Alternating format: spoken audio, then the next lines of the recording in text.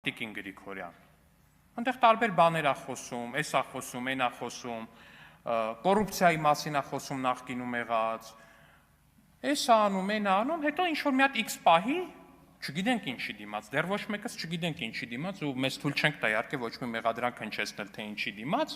բայց գնում դառնում ա այդ քաղաքական թիմի ամենավոխերիմ քաղաքական հակառակորդի թիմի падգամավորը Տիկին Գրիգորյան։ Հարց է իհարկե ինչի դիմաց։ Բայց զուտ ուղղակի կոնտեքստը հասկանալու համար նշենք, որ կոնկրետ այդ ողերիմ քաղաքական հակառակորդը այս պահին պետությունը նրանից պահանջում է $200 միլիոն։ Իհարկե այստեղ բան է, ինչ է անը, առողջ տրամաբանությունը պիտի հուշի, թե ինչի դիմաց է այդ մարդը գնում մտնում այդտեղ, ու մեզ ցույց տա քաղաքական շատ հստակ կոռուպցիայի մի դրսևորում, բայց առողջ տրամաբանությանը կխնդրենք, որ այս պահին ուղղակի լուր մնա եւ բոլորս կձևացնենք Տիկին Գրիգորյան, որ այս ամեն ինչը չենք տեսնում ու քաղաքական կոռուպցիայի այս վառ ու շատ դրսևորված օրինակը չնկատելու կտանք ուղղակի Տիկին Գրիգորյան ու կպատկերացնենք, որ դուք ուղղակի Ռոբերտ Քոչարյանի սիրուն աչքերի եւ ոչ թե սիրուն փողերի համար եք գնացել մտել նրա կուսակցություն, եկեք այդպես մտածենք Տիկին Գրիգորյան բոլորս։ Եկել եք այստեղից խոսում եք, ասում է 12 միլիոն դրամ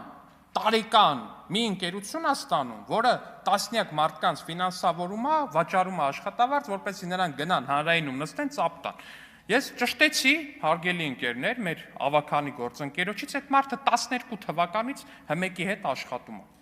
2012 թվականից աշխատում է,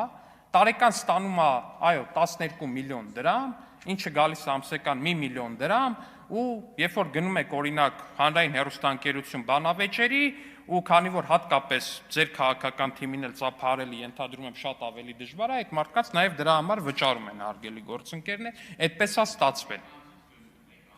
Դե, պարոն Դանիելյան, խնդիր չկա, դիմեք, բայց 12 միլիոն դրամի մասին այսքան խոսալը,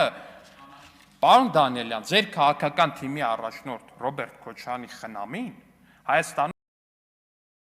տարեկան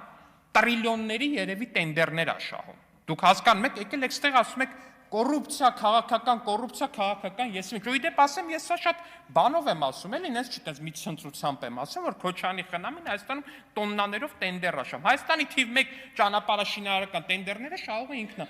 Երևի Պարոն, ես ձեզ չեմ ընդհատել ամենայն հարգանքով։ Եթե մենք խոսում ենք հիմա այստեղ 12 միլիոն դրամի մասին, ասում եմ այնտեղ խոսում ենք 12 միլիարդ դրամի մասին, երևի ամսական միլիարդ դրամի մասին ենք մենք խոսում, ժողովուրդ ջան։ ԱԱԲ-ն ձեր կուսակցության դաշինքի առաջնորդի խնամին Հայաստանի թիվ 1 տենդեր շահողն է։ Ինչի՞։ Որովհետև մենք ձեզ տենց շատ սիրում ենք, չէ, մեկանցից գնումով չի, պարոն դա, հլը ու մի հատ էլ մեկանցից գնումով Քոչարյանի խնամուց բան առնենք, այ քեզ բան։ Էդ էլ է եղել, իդեպ մեկանցից էլ է եղել, որտեվ դրա անհրաժեշտությունը եղել է պահի տակ։ Դուք եք գիտեք, որ ճանապարհներ են փակված եղել, պետք է եղել բացել, ու դրա համար եղել է այդ իրադարձությունները, պարոն Դանիելյան։ Բայց հիմա որ խոսում եք, ասում եք տենդերներ, կոռուպցիա եւ այլն, Ժորժ ջան, եթե տենց ինչ-որ կոռուպցիոն համակարգ լներ, ինչ-որ մի բան լներ, ձեր առաջնորդի խնամին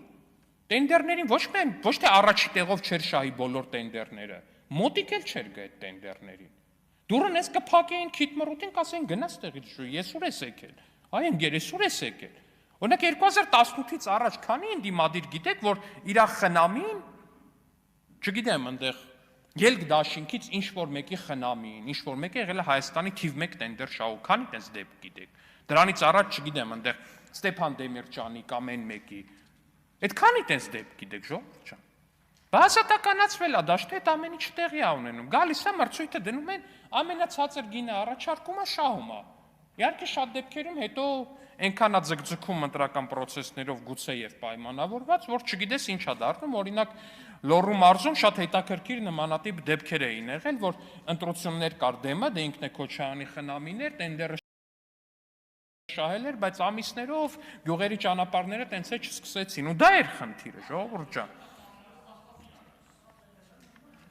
Պարոն Դանիելյան, խնդրում եմ, մի միջամտեք։ Չէ, չեմ տալիս նկատողություն, խնդրում եմ։ Շարունակեք, պարոն Ալեքսանյան։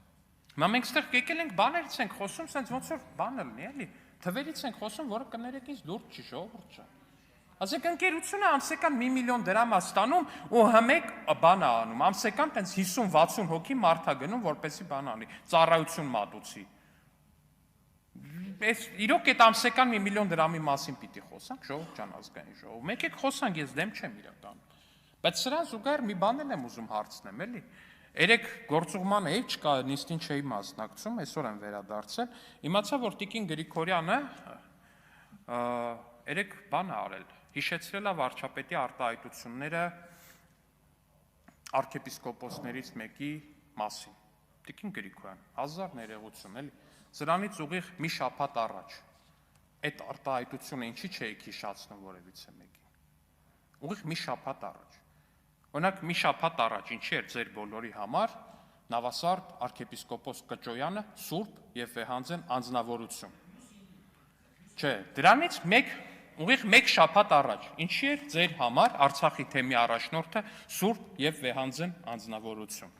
Դրանից մեկ շաբաթ առաջ ինչի էր ձեր համար Վազգեն Սրբազանը սուրբ, չէ, Վազգեն Սրբազանը չէ, նա հանդգնել էր խաղաղությունը օրհնել, նա ձեր համար արդեն իսկ բան էր, անիցիալ էր։ Գևորգ Սրբազանը ինչի էր ձեր համար սուրբ եւ անձեռնմխելի անձնավորություն։ Ես գիտեմ ինչ էր ձեր համար սուրբ եւ անձեռնմխելի արտահայտություն, անձնավորություն։ Մի պարզ պատճառով, միջև այդ պահը նա չէր դատապարտել սրբափիղծ ռոմանտիկ կապը Արշակ arczepiskopos Խաչատրյանի։ Էդ է ձեր տրամաբանությունը, ժողովուրդ ջան։ Այսօր օրինակ խնդրում եմ, այսօր որ գալու եք ելույթ եք ունենալու, հենց հիմա թվեք այն բոլոր եկեղեցականների անունները, որոնք ձեզ արատավոր են։ Հենց հիմա թվեք, որ հանկարծ չստացվի, որ վաղը այդ մարդը հենց ասի, որ սրբապղծությունն է սեփական քերականոջ հետ ռոմանտիկ հարաբերությունը, ասեք, այ գիտես, դու Bentley ունես, դու Rolls-Royce ունես, դու էլ չգիտեմ, այնտեղ Geländewagen ունես։ Այդ կներեք կամ Bentley-ներից, որ խոսում եք, Արշակ ուրիշ բառ չասեմ, Խաչատրյանի Ящիկը բոլորից սրտով, տենց մեքենայի նկատմամբ այդ ձեր ճաշակը որպես այդպեսին դրանով արտահայտվում, ասենք այդտեղ խնդիր չեք տենում։ Թե մեքենան համարվում է խնդրահարույց, եթե մեքենայի տերը սեփական քերակնոջ հետ սիրային կապ չունի։ Այսինքն ես ուզում եմ հասկանամ, դուք որ ձեզ դիրքավորում եք որպես ազգային պահպանողական քաղաքական ուժ, դուք որ ազգն եք ներկայացնում, եթե ձեր համար նորմալ է, որ կարա լինի arczepiskopos, որը ռոմանտիկ սիրային կապ ունի սեփական քերակնոջ հետ։ Ժողովուրդ ջան, խնդրում եմ ինձ այդ հարցին պատասխանեք։ Դուք ձեզ դիրքավորում եք որպես պահպանողական ուժ։ Այդ որ պահպանողականությունն է, իրանից ենթադրում սիրային ռոմանտիկ հարաբերություն սեփական քերակնոջ հետ։ Ժողովուրդ ջան, ես ձեր ցավը տանեմ, ես չգիտեմ ոնց ասեմ ձեզ։ Ես հայ տղամարդ եմ։ Ես քրիստոնյա եմ։ Ես ամաչում եմ, որ դուք ձեզ անվանում եք պահպանողական։ Ես ամաչում եմ, որ դուք ձեզ անվանում եք եկեղեցու պաշտպան, ու որպես եկեղեցու պաշտպանություն հանդես եք գալիս սեփական քերակնոջ հետ սիրային հարաբերությունների պաշտպան